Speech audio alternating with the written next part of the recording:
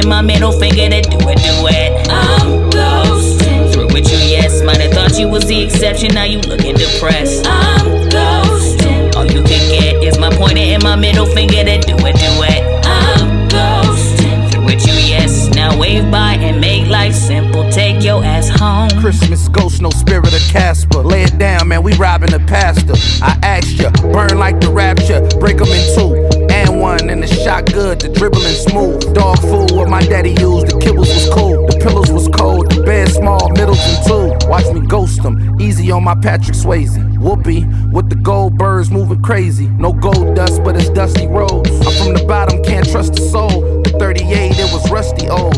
Old head used to ball, now he sit up on the corner with the musty smell and the crusty toes. Once was a project kid with the runny nose. Nino taking the Carter, now we running those. When you broke, they all love you. When you rich, you got 100 foes. That's why I'm ghosting all 100 souls. What are these right here, these silhouettes? These are the side walls. These are the toe vamps. On this piece, you got traced in. These are going to be the collars. And then come over here. This is some real designer calf, red calf leather. I'm going to do a Chicago out of. So you got like then the main body pieces. So you need toe box, the heel counter, your eye stays, mud guards. And this material is what? This is calf leather. Calf leather. Mm-hmm. It's more of a premium. This black is right here. This is what's known as a veg tan leather. It's just dyed black. This is a cowhide, and these are pebbled cowhide. But the back of pebbled cowhide is also suede. Mm. Have you done a suede shoe yet? Not yet, no. I have this whole stack of some different leathers I've been collecting for different projects. I've got some of the elephant print. Pull that out. Pull the Carolina joint out too.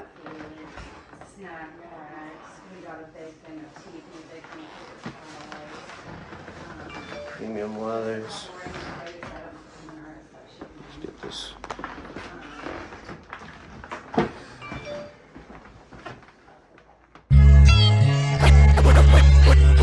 Stop yelling at me? No! Baseballs, I was pitching like basketball, pushing the rock. I was the starting point guard for the block. I was the shooting guard when shit got hot. Like Ja Morant, the youngest nigga in the hood with a spot. Baseballs, I was pitching like basketball, pushing the rock. I was the starting point guard for the block. I was the shooting guard when shit got hot. Like Ja Morant, the youngest nigga in the hood with a spot. Snitches was like refs, they was blowing the whistle. Fuck them, I'm in the paint. This is hair that I did like aged, just like the ones that just came out, like the yellowed tongue and stuff like that.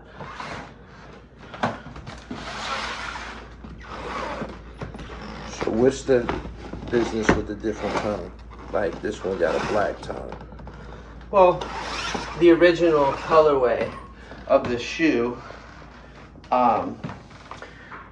the tongue tag that originally came on it was not what it's supposed to be, so it needed to be swapped out. So here's, for instance, not these two, but on this shoe, for instance, this is what it originally was. It was the light fusion, and I switched it into the black toe. This was originally this shoe. Yep. And what I mean by switching the tongue tag, see how it has the got the black, the pink stuff. Yep. So I switched it. And that's where the sewing machine comes into play. This is where we entered the storyline for me, as where sewing started to become part of the process. Okay. Because I was painting and I needed to do that. I started to do them by hand. I even had Amanda do several of them for me. So then started doing my homework a little bit, and I started to come across on the internet people that were making shoes 100% from scratch. Yeah. So this. So it started out as you just remix You know, it. here, just to show you a couple more. This was also another light fusion, same shoe. I turned it into fragments. So this Yep. started out as this. Yep. Dyed the tongues, flipped the tag. Put them up here. Let me see them next.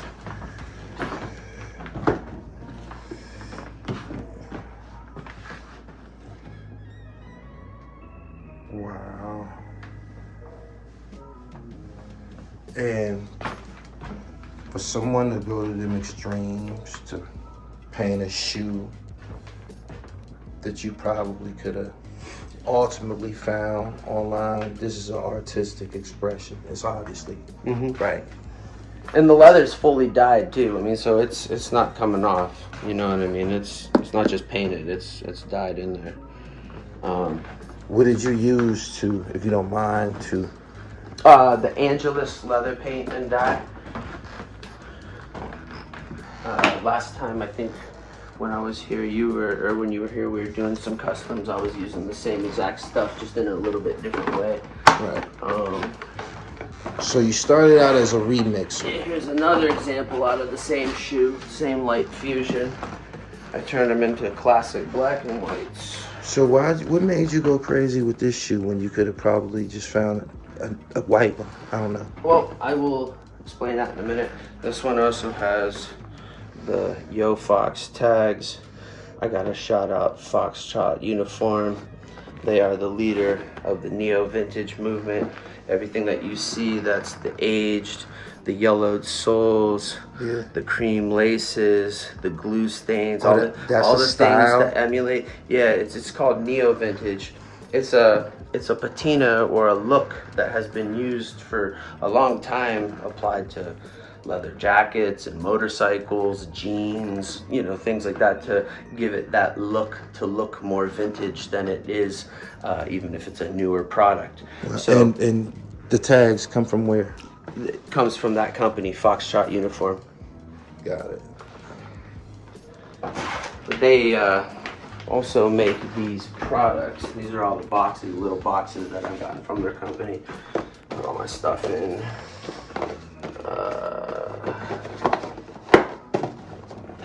But they specifically make products that are the various different types of stainers for the midsoles and soles, and to do the edging. Got it. And different things to help take a pair of shoes and to make them look more vintage. Wow. There's different applications and ways. So yeah, it's functional art. It's a movement that allows you to express yourself. And express To make it look more vintage, they got filters in a bottle. So this is where, you know, I had been for a while. I've done a ton of these for myself and for various clients, turning this shoe as well as another couple different base shoes. Like this was done on a Heritage. This one's known as the Light Fusion. The reason why is for the treading, the tread coloring that's on the sole. Okay. So You know, most shoes that have an authentic, you know, whatever the original tread was, if you were to use the all white, it would be white on the bottom. So as good as you did the upper, you would still be missing that nuance of the color on the bottom. So if someone did the remix without the black bottom, you would know that you would immediately know that was 100%. So if you're trying to get it 100%, every nuance down to every thread, every stitch, every detail, you know what I mean? You need the black bottom. You need the black one, just like on the Chicago's, it's the red bottom. You know what I mean? Yeah. You gotta know your history and what you're making as well. Because if we're gonna go really into it, this is the black toe. One of my favorite shoes. It was, you know, originally released in '85. It was part of the original launch campaign. It was launched like this with the white tongue and the white tag. That's how the public always got it. Right. However, in the classic ad campaign where young MJ has the gray t-shirt and the shoes slinged over his, you know, his shoulder at the outdoor playground, he has this pair of shoes. The difference being I know the is, exact picture you talking about at that playground. Yeah. These ones have the black tongue with the black bread tongue tag. This is a player edition sample that was only for Mike and never came out to the actual public. Oh, okay. So I made that because it's just my own little... You're sick. You're sick. You're sick. Yeah, so that's why different shoes, you know, and the way that it is with the leather dyes and everything, you don't need to use just white. They will cover over, you know. So in regards to creating a sneaker, that's essentially this conversation, creating a sneaker, right? Yeah. The sole, the bottom, it can be duplicated, huh? Well, I mean, you can take one off another shoe and put it on and another Nike. Yeah, you can sole swap and do that, but that's a pretty great length when you're doing a custom. So once I got to this point and was starting to sew the tags, that's when I kind of wanted to venture into just saying I'm gonna make my own shoes. So the fact that you got the sewing and shit. Right. So we can go through here and I can show you some examples. This was the first pair of shoes that I made. This is 100% from scratch, like we were showing over there. Rolled out the leather, cut the leather. Everything was plain veg tan, so I even used the same paints that I used on these to actually dye the leathers prior to, and then cut everything out and put them together. Now, the look that they have, all distressed and all worn, if you will, is specifically because I made them to look like as if I had a true authentic pair of 1985s that say came out of my uncle's closet that had been worn to rock concerts and beat up and stuff. So yes, it's very much artwork because this is a brand new shoe that I just made 100%. I made the tongues and everything. This is the first pair. How long did it take? Well, to be truthful, it took me 8 months because there was a learning curve to the whole process. And I made a lot of mistakes in the learning how to sew and using the manual machine. So this is the prototype. We're very much in the prototype. Like, I don't claim to be a master by any means, but I'm well on my way to trying to log my hours. So this was the first attempt, Shadow, 85 Shadow. You know, I wasn't gonna try to pay 7 or 10 grand for the shoe, so I wanted to make it myself. I'm very happy with it. I've worn it a bunch of times. It's very comfortable, but I know that I can do better. Right. So from that, the second shoe that I made was a unicorn. And I have to be real, I'm inspired by the gentleman that I was talking about before, a guy by the name of Mercury, one of the dudes that I think is one of the best builders in terms of making 85 replicas. He had made a pair of the low top black and whites for the owner of Foxtrot uniform. Yeah. And when I saw it on Instagram, I was very inspired by it, so I wanted to try and give a hand at making them for myself.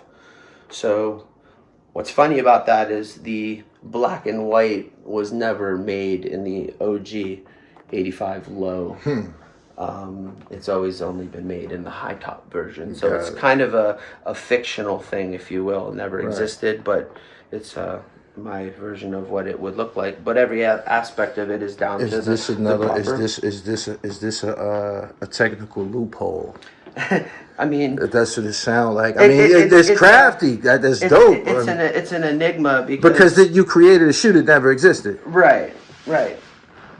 So much is that I wanted to give another stab at it. So for my third shoe, I actually made another pair of the same ones. This time I definitely got the shape a lot better. And I was looking at that when you said shape. It was something up in here on the first pair. Again, the nuances that give it a little bit of a warped, worn look is specifically done for the aged vintage, neo-vintage appeal. Right. But I'm really, really happy with these. Those ones are really comfortable. These ones are more comfortable, and I've worn these ones a bunch. So then the fourth shoe that I got into is my version of the Chicago OG 85s. I did the print of the 85 tag. You know, I had done these, which are just the custom painted version. This is my version, which is fully 100% made by hand, sewn by hand. Fire. Sewn by hand. Everything, all by hand. No electricity. With this right here? Mm-hmm. Make the tags. Well, the tags and the laces are from Foxtrot Uniform. I make the tongues. So you can order these tags in bulk? Yeah, these, not necessarily bulk, but per the need. Right. There are some people that have gotten good with printing and have their own, you know, the embroidery machines and stuff. So there are some people who have given a crack at making their own. Right. I like, again, to be authentic. So Foxtrot has the ones that are completely just like the OG ones, you know what I mean? So brings to the fifth, which you were looking at over here, which is this low top. This one I am They getting better and better. super happy with. Yes, my last thing is getting better. My shape is getting better. The overall, I'm like really starting to nail it. Now, yeah, if you want a little background on what that is, once you have the pieces all sewn together and you have the upper gets put over top of one of those, which is known as a last. It's called what? It's known as a last. It's the form of the actual shape of the model. This is a specific size. This is a size 10, and this is the Air Jordan 85. Air Jordan 1 85. Now I have this version of it, which is also the same as this. It's just multiple of the same, in the same shape. It's just one company's version of it. And then the one that I have that's currently in here is by this brand Xylar. I don't know if I would specify as best, because there are a lot of really good quality lasts that are out there. But this is a much more authentic to the width and the forefront here, or the forefoot, I should say. Yeah. In terms of the skinniness that I like, as compared to a little bit of the thickness that's on this one. And I feel the roundness in terms of the actual toe point is a little bit more accurate with this one. So again, it's all just personal taste, but you can make multiple shoes at one time. Yeah, so yeah, show me the process. Well, I mean, I'm looking at it. Yeah, what inevitably is going to happen next is I'm going to pull all these nails out, and I'm going to take a knife and I'm going to cut down all this excess that's kind of sticking up, so everything's nice and flush and flat. Once it's flush and flat, that's when you would fit it into the sole. Like fits on. It's not going to go with the nails and stuff, but you fit it on just like a cap. You know what I mean? You fit it around the front like that. It gives you a little kind of mock-up of what it's going to look like a little bit. Right. But when you put it in, you're able to trace your line of depth, and so I'll be able to get a line around the bottom, and everything that's on the underside of that, we're going to take a Dremel or sandpaper. We're going to sand it down all the way around, and that's when you then would apply the glue. You apply the glue inside the sole, wait for them to cure up properly, and you would inevitably put them together. And then once they're together like this, and the two are together, and you've got it on properly, and it's dried, you then have to go through and stitch the side wall like this. And that can be done manually with a stitching awl that you do by hand. That's a professional needle? Yeah.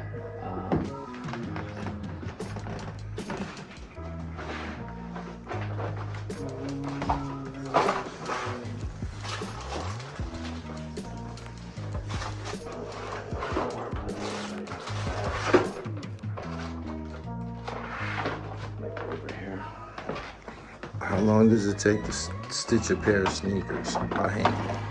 The whole thing? No, one shoe. Well, one shoe, I mean, it could take up to a day or a week, depends on how fast you move. This is what's known as a stitching awl. Do it by hand. You run your thread through there and go right in the sidewall, and there's a process of stitching and pulling it through and tying the knots. Right. Kind of tedious.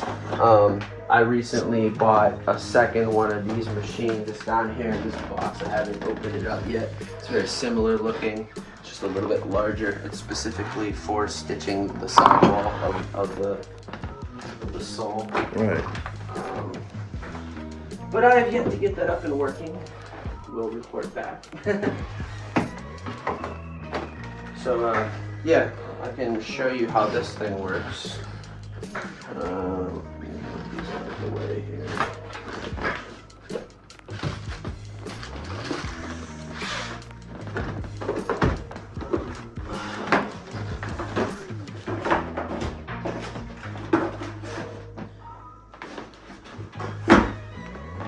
Original Concord, 1995-96.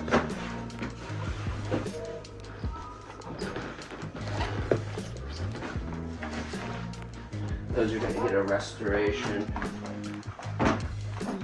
I have a special solution called Soul Bright.